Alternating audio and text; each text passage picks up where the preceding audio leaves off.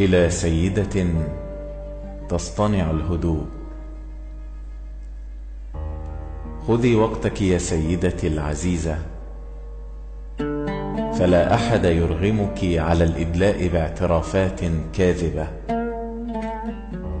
ولا أحد يريد منك أن تفعل الحب تحت تأثير الخمرة أو المخدر، كما لو كنت تخلعين أحد أضراسك. لست مضطرة للتبرع بنصف فمك أو نصف يدك، فلا الشفاه قابلة للقسمة ولا الأنوثة قابلة للقسمة. هذا هو الموقف يا سيدتي، فلا تخاطبيني وأنت مضطجعة على سريرك الملكي، فآخر اهتماماتي سند خاصرة الملكات وقراءة شعري في مجالس الملكات.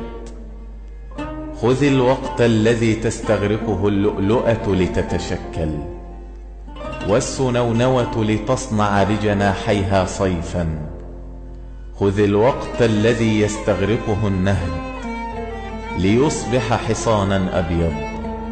خذي الأزمنة التي ذهبت والأزمنة التي سوف تأتي، فالمسافة طويلة بين آخر النبيذ وأول الكتابة، وأنا لست مستعجلا عليك أو على الشعر. فالعيون الجميلة غير قابلة للاغتصاب، والكلمات الجميلة غير قابلة للاغتصاب.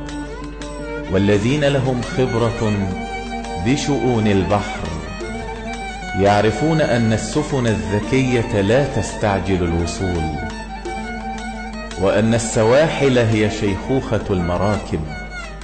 خذي وقتك أيتها السيدة التي تصطنع الهدوء. إنني لا أطالبك بارتجال العواطف، فلا أحد يستطيع تفجير ماء الينابيع، ولا أحد يستطيع رشوة البرق والرعد، ولا أحد يستطيع إكراه قصيدة على النوم مع شاعر لا تريده. خذي وقتك أيتها الهوائية الأطوار، يا امرأة التحولات والطقس الذي لا يستقر، أيتها المسافرة بين القطب وخط الاستواء، بين انفجارات الشعر ورماد الكلام اليومي.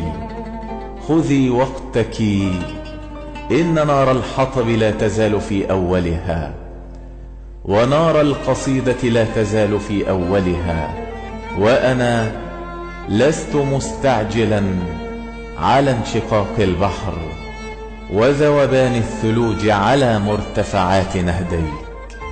إنني لا أطالبك بإحراق سفنك والتخلي عن مملكتك وحاشيتك وامتيازاتك الطبقية. لا أطالبك بأن تركبي معي فرس الجنون، فالجنون هو موهبة الفقراء وحدهم والشعراء وحدهم، وأنت تريدين أن تحتفظي بتاج الملكات لا بتاج الكلمات. أنت امرأة العقل الذي يحسب حسابا لكل شيء، وأنا رجل الشعر الذي لا يقيم حسابا لأي شيء.